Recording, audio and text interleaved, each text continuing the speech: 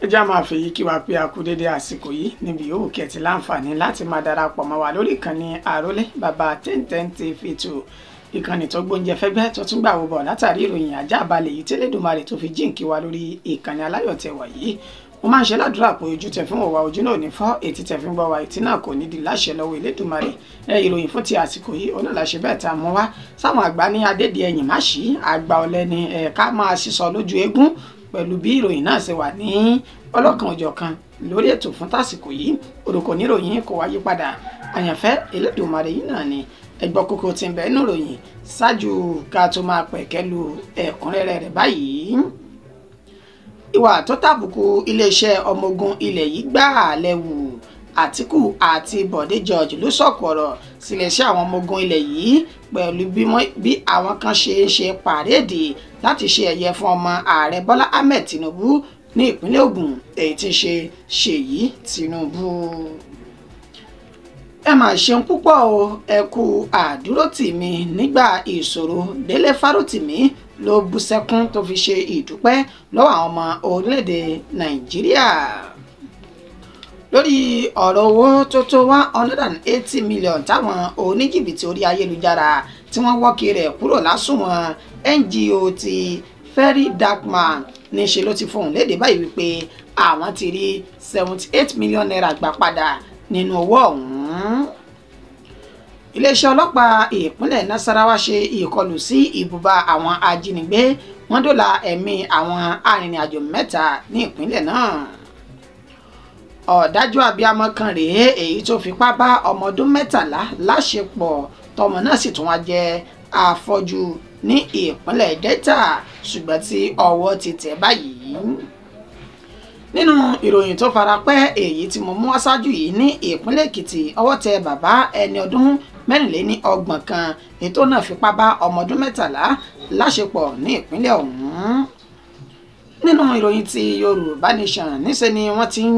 ṣe àwọn ọmọ káàrọ̀ òjìrè lákin láti máa gbáradì fún ọdún 2025 yìí torí wípé ọdún ìmúrasílẹ̀ àti jìjàngbara fúnlẹ̀ káàrọ̀ òjìrè lọ́dún náà yóò jẹ́. Ìròyìn tí ilẹ̀ òkèrè ààrẹ tẹ́lẹ̀ lórílẹ̀‐èdè Amẹ́ríkà tó jẹ́ ààrẹ tó dàgbà jùlọ Jimmy Carter wọn ló ti ṣe bẹ́ẹ̀ jáde láyé lẹ́ni 100 ọdún lókè pẹ̀. Ẹ gbọ́ ìròyìn náà lẹ́kùnrẹ́rẹ́ báyìí. Ìwà tó tàbùkù iléeṣẹ́ ọmọ ogun ilẹ̀ yìí gbà lẹ́wù Àtíkù Abubakar àti Bọ̀dé George ló sọ̀kò ọ̀rọ̀ sí iléeṣẹ́ àwọn ọmọ ogun ilẹ̀ yìí pẹ̀lú bí àwọn kan láàrin wọn ṣe pàréèdì láti ṣe ẹ̀yẹ fọ́mọ ààrẹ Bọ́lá Ahmed Tinubu èyí tí ń ṣe Ṣèyí Tinubu ní ìpínlẹ̀ Ògùn. Gẹ́gẹ́ bí fọ́nrán náà bó ṣe ń dàrún ìrìn káàkiri orí ayélujára láti bí ọjọ́ mélòó kan nínú èyí tí wọ́n ti ṣe àfihàn bí ọmọ ààrẹ Bọ́lá Ahmed Tinubu Ṣèyí Tinubu bó ti ṣe bẹ́ẹ̀ rí ẹ̀yẹ gbà lọ́dọ̀ àwọn tí wọ́n ní ìgbàgbọ́ wà pé wọ́n jẹ́ àwọn ọmọ ogun ilẹ̀ yìí tí wọ́n sì ṣe ẹ̀yẹ tán ṣe pàréèdì fún ọmọ ààrẹ Bọ́lá Ahmed Tinubu náà níbi ètò ayẹyẹ kan ètò wáyé ní ìpínlẹ̀ Ògùn. Fídíò ọ̀hún òun náà ló gún ẹni tó jẹ́ olùdíje sí ipò ààrẹ nínú ẹgbẹ́ òṣèlú PDP lọ́dún 2023 àti ẹni tó ti fìgbà kan jẹ́ alága fún ẹgbẹ́ òṣèlú PDP jákèjádò Nàìjíríà tẹ́lẹ̀ rí Bọ̀dé George àti Àtíkù Abubakar tí wọ́n fi bu ẹnu àtẹ́ lu ìgbésẹ̀ táwọn ọmọ ogun ilẹ̀ yìí tí wọ́n gbé pẹ̀lú bá ti sọ dímọ̀ wípé kò tọ́ bẹ́ẹ̀ ni kò sí yẹ nínú òfin orílẹ̀-èdè Nàìjíríà kí wọ́n máa ṣe ẹ̀yẹ àti àpọ́nlé fẹ́ni tí kò di ipò pàtàkì kankan mú ní orígun mẹ́rẹ̀ẹ̀rin orílẹ̀-èdè Nàìjíríà yìí nínú ọ̀rọ̀ tí Àtíkù Abubakar tó sọ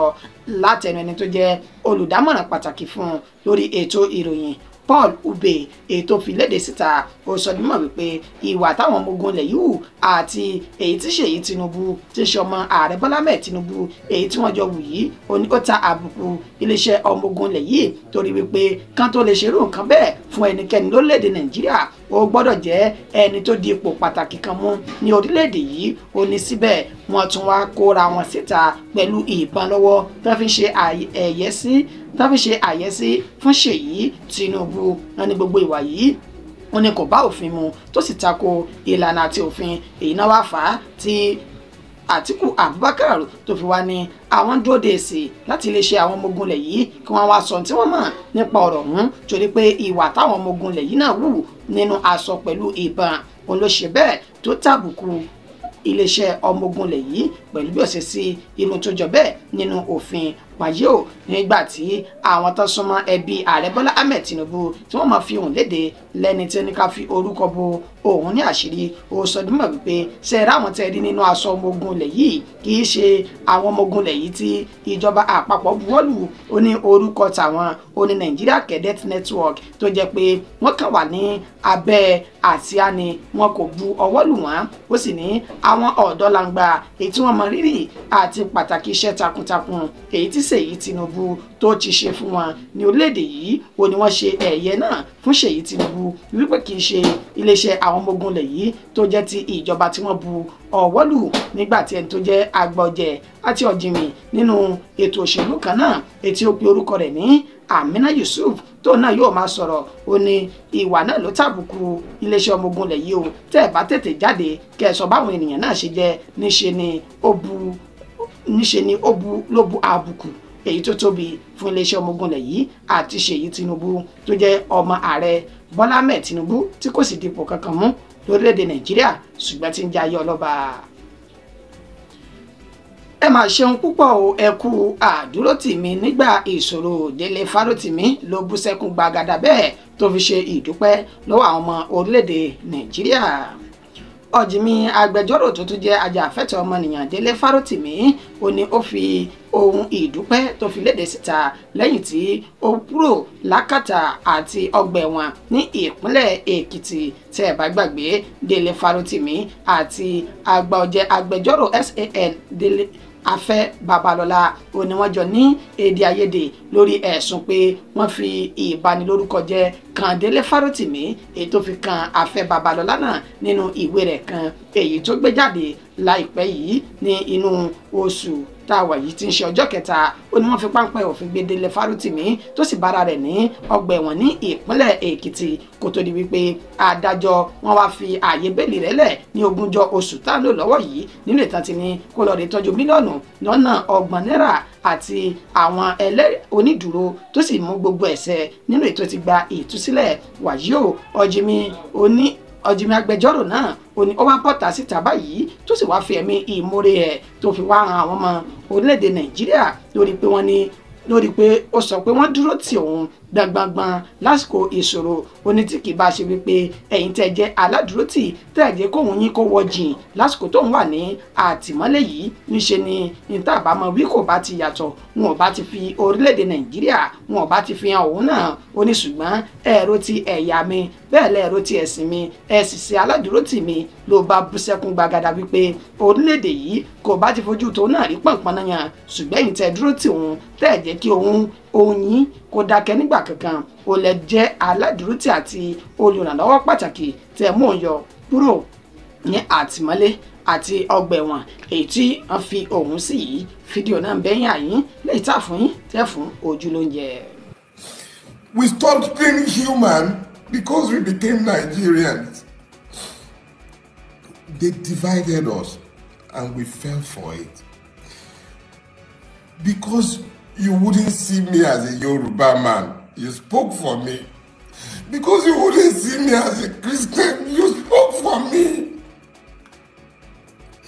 Because you spoke, because you spoke,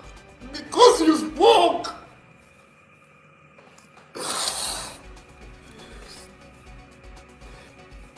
Because you spoke, Nigeria couldn't happen to me.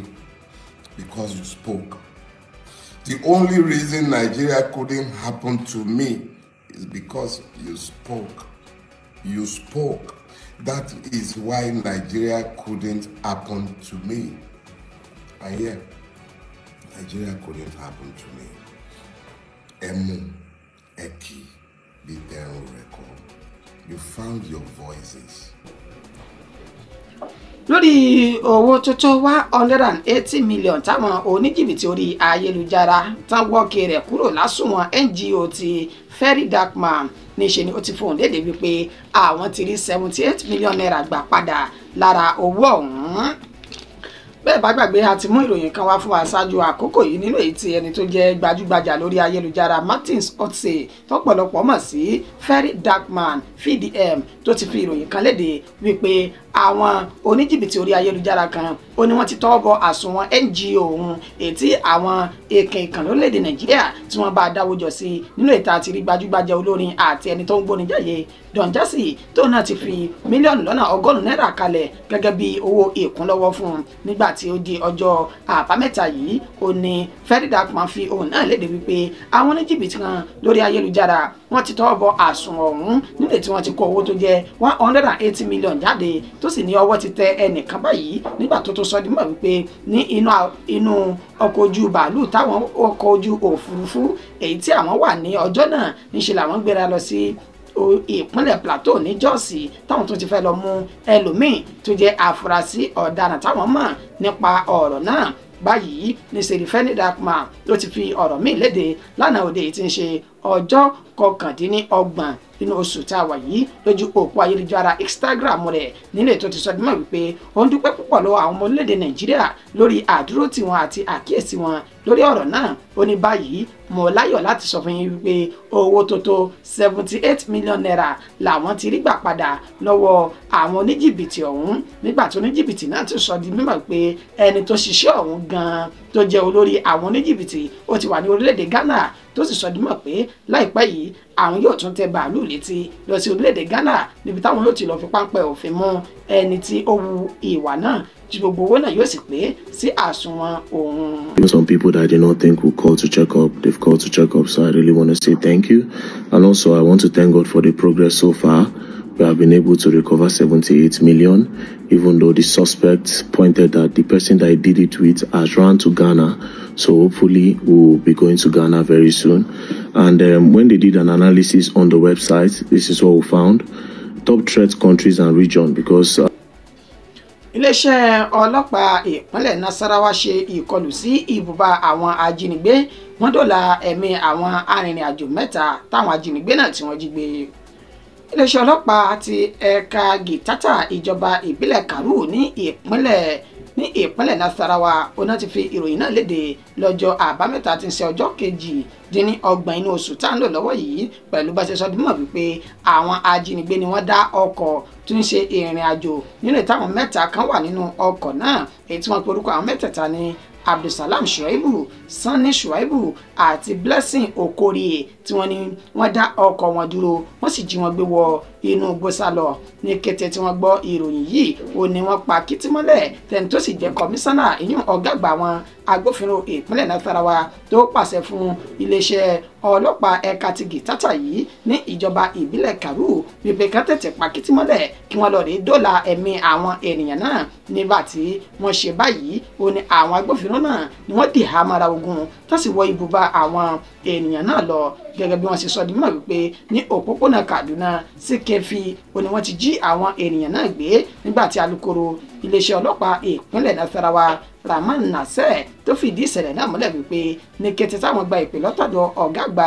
agbófinró ìpínlẹ̀ Nasarawa ó ní wọ́n ta mọ́ra tó sì wọ ibi tí àwọn ajínigbé náà wà. Ní kété tí wọ́n rí àwọn agbófinró báyìí ó ní wọ́n bá ẹsẹ̀ wọn sọ̀rọ̀ tó sì júbà ìhòòrò nílé tí àwọn fi ran àwọn ènìyàn mẹ́tẹ̀ẹ̀ta lọ́wọ́ tí wọn kò sì fi ara pa. Wàyí o kọmíṣánná àwọn agbófinró ìpínlẹ̀ Nasarawa ó ti lu àwọn agbófinró náà lọ́gọ̀ọ́ ẹnu lórí iṣẹ́ takuntakun èyí tán ṣe tán fi dóòlà ẹ̀mí àwọn ènìyàn mẹ́tẹ̀ẹ̀ta náà. Ọ̀dájú abiyamọ kan rèé èyí tó fipá bá ọmọ ọdún 13 tó tún jẹ́ afọ́jú láṣepọ̀ ní ìpínlẹ̀ Delta. Nínú fídíò kan èyí tí alukoro iléeṣẹ́ ọlọ́pàá ìpínlẹ̀ Delta Bright Edafe tó fi léde síta ó ṣe àfihàn arákùnrin kan tí ó pe orúkọ rẹ̀ ní Ezekiel Elijah ẹni ọdún 22 lẹ́ni tí wọ́n ní ó fipá bá ọmọ ọdún 13 kan láṣepọ̀ ní agbègbè tí wọ́n pè ní Aviara Isoko ní ìpínlẹ̀ Delta. Gẹ́gẹ́ bí àlàyé tó ṣe ó ní ọmọ ọdún 13 náà ó ló ní ìpèníjà ojú tí ojú rẹ̀ kò rína nínú ètí Ezekiel dọ́gbọ́n tan ọmọ náà wọ ìyẹ̀wù rẹ̀ tó sì fipá bá ọmọ náà láṣepọ̀ kó tó di wípé àṣírí rẹ̀ ó tú fídíò náà bẹ ní àyín níbi tí Bright Edafe tó ti sọ di mímọ̀ wípé ọwọ́ ti bàbá yìí táwọn yóò sì kọjú rẹ̀ sí ilé ẹjọ́ lórí ẹ̀sùn ìfipábániláṣepọ̀ èyí tí wọ́n fi kàn án. Bákan náà nínú ìròyìn tó farajọ eléyìí ó ní ti arákùnrin tí ó jẹ́ ẹni ọdún 24 èyí tó náà fipá bá ọmọ ọdún 13 láṣepọ̀ ní ìpínlẹ̀ Èkìtì tó sì ṣe bẹ́ẹ̀ sá lọ sí ìpínlẹ̀ Ọ̀ṣun lẹ́yìn tí àṣírí rẹ̀ tó tú tán. Ẹni ọdún 24 tí wọ́n pe orúkọ rẹ̀ ní Olúwàbùnmi Anífowóṣe ó ní ikọ̀ Àmọ̀tẹ́kùn náà ti fi páńpẹ́ òfin gbé báyìí tán sọ dímọ̀ wípé ó wu ìwà burúkú náà ní agbègbè tí wọ́n pè ní Ẹ̀fọ̀n Alàyè ní ìjọba ìbílẹ̀ Ẹ̀fọ̀n tí ń ṣe ìpínlẹ̀ Èkìtì lẹ́yìn tí àṣírí rẹ̀ tú. Ọ̀nà ni ó júbà ìhòòrò tó sì sá lọ sí Ìjẹ̀bú-Jẹ̀ṣà tí ń ṣe ìpínlẹ̀ Ọ̀ṣun lọ́dọ̀ àwọn akẹgbẹ́ rẹ̀ tí wọ́n jẹ́ afurasí ọmọ ẹgbẹ́ òkùnkùn ṣùgbọ́n tí àṣírí rẹ̀ tó tú tí wọ́n sì fi páńpẹ́ òfin mú láti ìpínlẹ̀ Ọ̀ṣun lọ padà sí ìpínlẹ̀ Èkìtì tó ti wà ní àhámọ́ àwọn ikọ̀ Àmọ̀tẹ́kùn náà. Lábala ti Yorùbá Nation báyìí ìmúrasílẹ̀ fún orílẹ̀-èdè Yorùbá Nation ni wọ́n sọ di mọ̀ wípé yóò tún gbéra sọ padà lọ́dún 2025 báyìí gẹ́gẹ́ bí ètò kan èyí tí Ọláyọmí Kóìkì tó jẹ́ agbẹnusọ fún ajìjàǹgbara Sunday Adéyẹmọ tí ọ̀pọ̀ mọ̀ sí Sunday Ìgbòho èyí tó fi léde lásìkò tó ń ṣe ètò náà lórí ayélujára YouTube ibẹ̀ ló ti sọ di mímọ̀ wípé kí gbogbo àwọn ọmọ káàrọ̀ òjìrè kí wọ́n gbìyànjú láti lọ gbáradì fún ọdún 2025 yìí torí pé ọdún náà ó ní a yóò tún gbéra sọ padà láti lè máa fọn rere ìjìjàǹgbara ìdásílẹ̀ ilẹ̀ káàrọ̀ òjìrè kálẹ̀ bọ́ kúrò lóko àwọn amúnisìn àti oko àwọn Fúlàní ajínigbé àti agbénipa yìí nígbà tí Ọláyọmí Kóìkì tí ó máa fi ohun náà léde ibẹ̀ ló ti sọ dímọ̀ wípé kí gbogbo tó lórí tẹlẹ́mù ká lọ máa dira báyìí láti máa ṣe àfihàn àwọn àṣìá èyí tó ní ṣe pẹ̀lú ìkọlù táwọn Fúlàní darandaran tán ti ṣe ní ilẹ̀ káàrọ̀ òjìrè nípa ìpànìyàn ká gbé síbi àṣìá ọ̀hún ká sì máa fọn rere rẹ̀ káàkiri kó lè tún lè jí àwọn tán ti sùn ní ìgbànú ìdásílẹ̀ Yorùbá Nation yìí àtàwọn tán ti sọ ìrètí nù wípé a gbọ́dọ̀ gbàgbé o ìpìlẹ̀ wa ká sì tètè dẹ́ra ní jíá báyìí ká lè jàjà agbára náà ká gba ilẹ̀ káàrọ̀ òjìrè kúrò lákàtà àwọn agbénipa àti amúnisìn tí ń ṣe ìjọba orílẹ̀-èdè Nàìjíríà. Ìròyìn ti ilẹ̀ òkèèrè ààrẹ tẹ́lẹ̀ lórílẹ̀-èdè Amẹ́ríkà tí ìgbàgbọ́ wà pé òun ló ń ààrẹ tó dàgbà jùlọ ní orílẹ̀-èdè ọ̀hún Jimmy Carter òun ló ti ṣe bẹ́ẹ̀ tó ti jáde láyé lẹ́ni 100 ọdún lókè pẹ̀ báyìí. Jimmy Carter tó jẹ́ ààrẹ ẹlẹ́ẹ̀kọkàndínlógójì ti ilẹ̀ Amẹ́ríkà èyí tó jẹ́ lọ́dún 1977 sí ọdún 1981 ó ní ìròyìn fi ìdí rẹ̀ lélẹ̀ wípé ó dágbére fáyé ní ilé rẹ̀ tó ń pè ní Plains tó wà ní Georgia ní orílẹ̀-èdè Amẹ́ríkà náà láti iléeṣẹ́ ààrẹ tẹ́lẹ̀ ọ̀hún Jimmy Carter ó ní wọ́n ti fi ìròyìn náà léde wípé ààrẹ náà ló lo 100 ọdún lókè pẹ̀ ṣáájú kí ó tó kí ilé ayé yìí pé ó dì gbòó ṣe. Ìròyìn wa kò jù báyìí lọ fún ti àsìkò yìí ẹni tó ṣe àkójọpọ̀ rẹ̀ tó tó kà sí ti ìgbọ̀yìn náà ní Àyànfẹ́ Elédùmarè akíbo wa pé a kò múra sílẹ̀ ọdún tuntun ọdún ayọ̀ ọdún owó ọdún ìgbéga ni yóò jẹ́ fún oníkùlùkù wa ẹ̀yin tẹ́ ti subscribe ẹ bá wa ṣe tẹ́ bá ti subscribe ẹ má gbàgbé láti tẹ notification yín ẹ lè máa rí wa wò lóòrèkóòrè àti ní gbogbo ìgbà títí dìgbà tá a tún padà máa fún yín ní ìròyìn míì orúkọ mi ò ní yí padà lẹ́ẹ̀kan sí Àyànfẹ́ Elédùmarè yín náà ni ó dàbọ̀. This is Delta State Police Command. I have come again with another wonderful suspect who defiled a 13-year-old child. Not only that he defiled a 13-year-old child, this child is, I can say, a bit disabled because he's a child that is impaired, physically challenged. He deceived this girl, took her into his house, locked her inside, and sexually molested her. That is why he's here. I really do not have much to say about this because I don't know why a grown-up chap like this would want to molest and rape, defile